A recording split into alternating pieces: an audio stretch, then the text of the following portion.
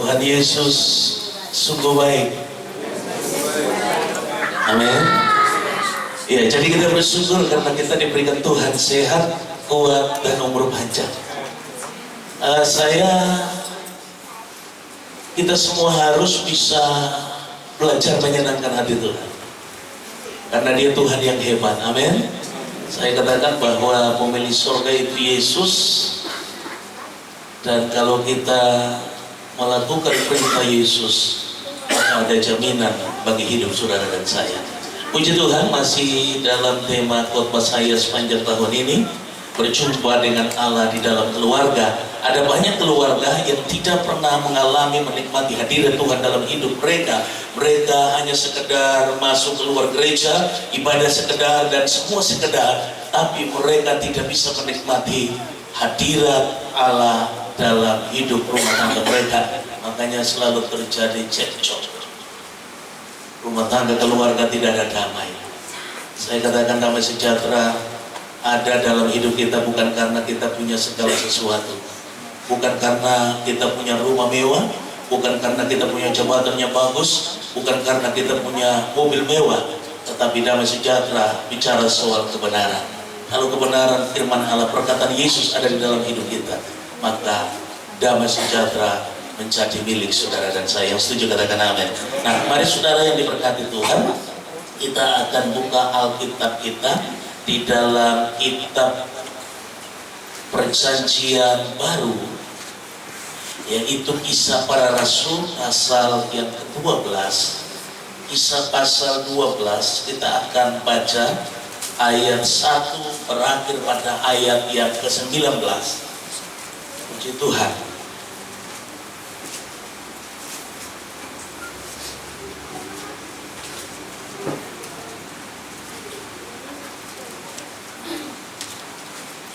Kisah Para Rasul pasal 1, pasal 12 maksud saya, ayat pertama berakhir pada ayat yang ke-19.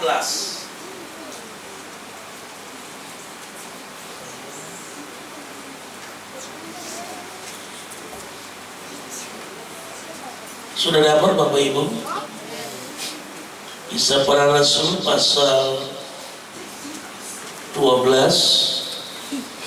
ayat pertama berakhir pada ayat 19. Judul atau tema yang diberikan Lembaga Alkitab Indonesia, Yakobus mati, Petrus dilepaskan dari penjara. Baik, kalau Bapak dan Ibu sudah menjumpai pasal dan ayat yang saya maksud, mari sekali lagi kita bangkit berdiri untuk memberikan penghormatan kepada firman Tuhan. Dan pegang Alkitab atau smartphone apa saja yang bisa dibaca, dilihat firman Tuhan, pegang Alkitab di tangan kanan kita dan katakan bersama dengan saya percaya Injil adalah kekuatan Allah yang sanggup menyelamatkan jiwa saya, sanggup menyelamatkan keluarga saya, sanggup menyembuhkan penyakit saya, sanggup menolong hidup saya sekalipun dalam masa yang sukar. Yang setuju katakan amin. Haleluya. Puji Tuhan. Kisah Para Rasul pasal 12 ayat pertama saya akan bacakan dan ayat yang kedua Bapak Ibu bacakan. Kita baca berbalas-balasan dan ayat yang terakhir ayat 19 kita akan baca bersama. Demikianlah firman Tuhan. Kira-kira pada waktu itu Raja Herodes mulai bertindak dengan keras terhadap beberapa orang dari jemaat. 3.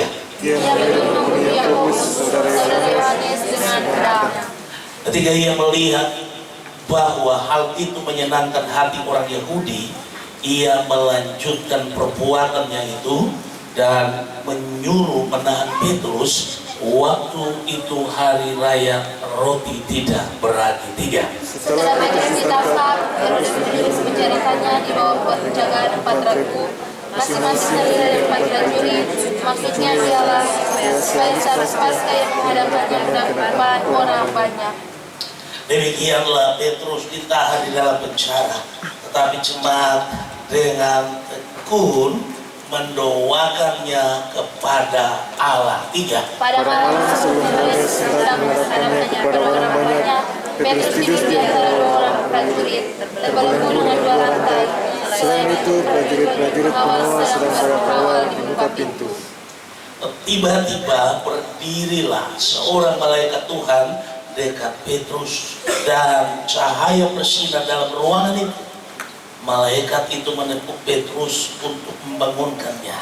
Katanya, bangunlah segera. Maka gugurlah rantai itu dari tangan Petrus. 3. Lalu kata malaikat itu kepadanya, ikatlah pinggangmu dan kenakanlah sepatumu. Ia pun berbuat demikian. Lalu malaikat itu berkata kepadanya, kenakanlah jubahmu dan ikutlah aku. Lalu ia mengikuti malaikat itu keluar dan ia tidak tahu bahwa apa yang dilakukan malaikat itu sungguh-sungguh terjadi. Sangkanya ia melihat suatu penglihatan. 3. Setelah mereka melalui tempat kawal pertama dan tempat kawal kedua, sampailah mereka ke pintu gerbang besi yang menuju ke kota. Pintu itu terbuka dengan sendirinya bagi mereka. Sesudah tiba di luar, mereka berjalan sampai ke gunung jalan, dan tiba-tiba malaikat itu meninggalkan dia. Dan setelah sadar akan dirinya, Petrus berkata, sekarang tahulah aku benar-benar bahwa Tuhan telah menyuruh malaikatnya dan menyelamatkan aku dari tangan Herodes dan dari segala sesuatu yang diharapkan orang Yahudi. 3. Setelah mereka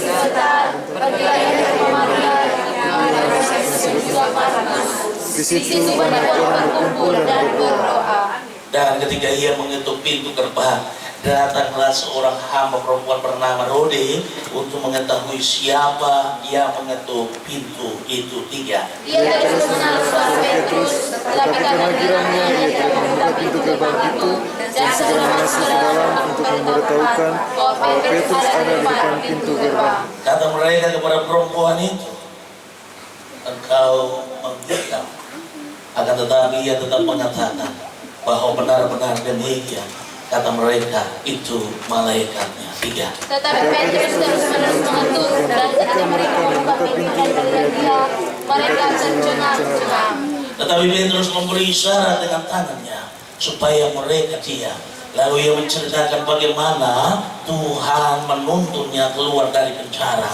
Katanya, beritahukanlah hal ini kepada Yakobus dan saudara-saudara kita. Lalu ia keluar dan pergi ke tempat lain. 3. Pada keesokan harinya, para prajurit itu, mereka bertanya-tanya apa yang telah terjadi dengan Petrus. 3 sama-sama. Herodes menyuruh mencari Petrus, tetapi ia tidak ditemukan. Lalu Herodes menyuruh memeriksa pengawal-pengawal itu dan memburu mereka. Kemudian ia berangkat dari Yudea ke Syria dan tinggal di situ. Amin. Silakan duduk kembali. Kata Yesus, yang bahagia adalah saudara dan saya yang mendengar firman Tuhan, yang merenungkan, yang melakukan firman Allah, hidup kita pasti diberkati Tuhan. Yang setuju katakan amin. Bapak Ibu yang diberkati Tuhan, kita ada di tengah-tengah situasi yang memprihatinkan. Karena situasi bangsa kita dengan segala gejolak yang terjadi, dinamika politik yang terjadi di bangsa ini, dan kalau tidak kita dekatkan diri dengan Tuhan, kita bisa saja terpancing dengan isu-isu yang menyesatkan. Ada kelompok-kelompok radikal yang intoleran, yang berusaha untuk mendirikan sebuah negara di dalam negara, dan mereka sedang mengatur dengan rapi. Tetapi saya percaya doa orang benar, doa kita kepada pemerintah yang ada, dan kita berdoa memberkati negara ini, karena negara ini dibangun dengan dasar Pancasila dan Bhinneka Tunggal Ika. Jadi jangan nanti kita bisa dipengaruhi, tapi kita tetap kokoh. Dan situasi yang terjadi di DKI, masalah pilkada DKI sangat juga mengecewakan banyak fans daripada Ahok. Dan kita lihat di beberapa kota besar di Indonesia terjadi gerakan-gerakan simpatik yang ditonjolkan, dan itu dibuat dengan cara tidak harus bersuara, tetapi dengan membakar lilin-lilin. Saya tidak tahu berapa rupiah, berapa banyak duit kalau dijadikan. Kalau itu sudah disumbang ke gereja atau ke panti asuhan, berapa banyak orang yang ditolong dan diberkati dengan material yang sudah dikeluarkan. Simpatik yang datang, gejolak yang terjadi, dinamika yang terjadi di bangsa kita, di negeri kita. Kemarin Sabtu pagi, Wakil Ketua DPR RI ingin dan ada tugas negara di Sulawesi Utara dan dihalang oleh warga Manado. Mereka melarang karena mereka tahu orang itu agak sedikit intoleran, bicaranya agak radikal dan agak sedikit pro kepada kelompok-kelompok intoleran. Dan itu saudara-saudara membawa dampak yang besar. Tapi sekali lagi kita harus berdoa bagi negeri ini. Kita harus berdoa bagi pemimpin-pemimpin yang ada di negeri kita, supaya mereka dilawat oleh Roh Allah. Amin. Katakan kiri kanan Bapak Ibu, bilang kiri kanan Bapak Ibu, kita diberikan tugas oleh Tuhan untuk tetap berdoa. Amin. Jadi tugas kita berdoa. Saya katakan ada beberapa teman pendeta bilang begini, pendeta Bakar, pastor Bakar, you tidak ke lapangan Merdeka untuk bakar lilin. Saya bilang mohon maaf, saya cukup nakal saja, saya bakar lilin. Sebab saya baca Alkitab, saya cukup berdoa kepada bangsa ini, kepada pemimpin bangsa ini. Jangan nanti kita pas bakar lilin, kita dianggap dikira ada apa-apa gitu. Ya, makanya kita harus hati-hati Bapak Ibu. Ada ajakan-ajakan tertentu untuk apapun, kita harus menggunakan hikmat dari Tuhan. Jangan sampai kita terjebak di dalam suatu keadaan tertentu dan kita yang menanggung akibatnya. Kalau kita mulai mempersalahkan si A, si B, ujung-ujungnya Tuhan, ini Tuhan tidak lindungi saya. Padahal Tuhan juga memberikan hikmat kepada kita untuk kita berjaga-jaga. Pembacaan Alkitab pagi hari ini memberikan penjelasan kepada kita bagaimana Petrus dimasukkan di dalam penjara saat dimana ketika Yakobus, saudara Yohanes, dibunuh oleh Herodes. Herodes merasa bangga, senangnya, dan dia meneruskan niatnya untuk membunuh para rasul. Kalau kita baca Alkitab, ternyata kalau pasal terakhir dari ayat pasal yang kita baca dari ayat terakhir, kita ada pada ayat berikut. Herodes karena terlalu tidak menghormati Tuhan, ketika dia sedang berpidato, malaikat Tuhan tampar dia dan dia jatuh, perutnya terbelah dan cacing memakan dia hidup-hidup. Kalau ada orang yang tidak menghormati Allah, Allah bisa berperkara dengan dia. Ada haleluya. Amin. Jadi kalau kita melihat ketidakadilan yang terjadi di bangsa ini, jangan kita marah, jangan kita mengamuk, jangan kita mempersalahkan si A, si B. Kita cukup berdoa dan percayakan semuanya ke dalam tangan Tuhan. Alkitab berkata bahwa ketika Petrus ditahan, ketika Petrus ditangkap dengan pengawalan yang ketat, dijaga secara ketat, tetapi pasal dan ayat firman Allah berkata kepada kita, jemaat Tuhan tetap bertekun mendoakan dia, dan ketika mereka berdoa, mujizat terjadi. Ketika kita mulai berdoa, kita sedang menarik kuasa surga meliputi suasana keadaan keluarga kita, bangsa kita, negara kita, orang-orang yang mungkin tidak senang sama kita, tapi doa orang benar besar kuasa. Jadi kita tidak perlu marah, kita tidak perlu ikut dengan kelompok-kelompok tertentu. Yuk mari kita demo, bawa parang, justru bawa parang ditangkap. Haleluya. Jadi kalau ada masalah, datang sama Tuhan. Tolong dengar kiri kanan Bapak Ibu dan bilang begini, kalau itu punya masalah,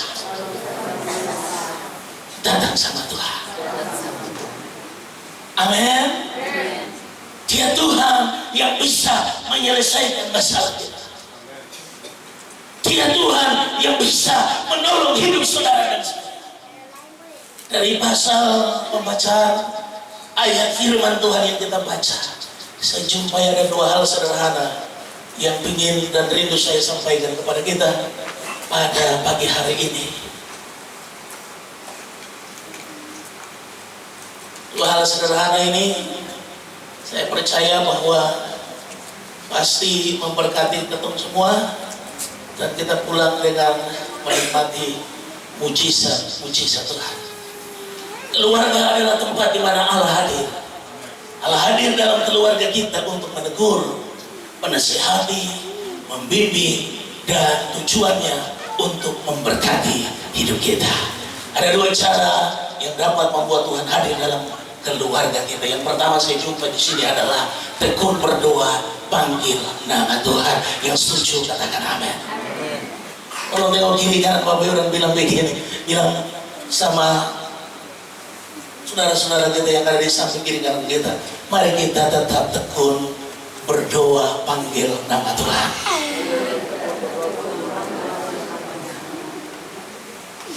Amin. Amin.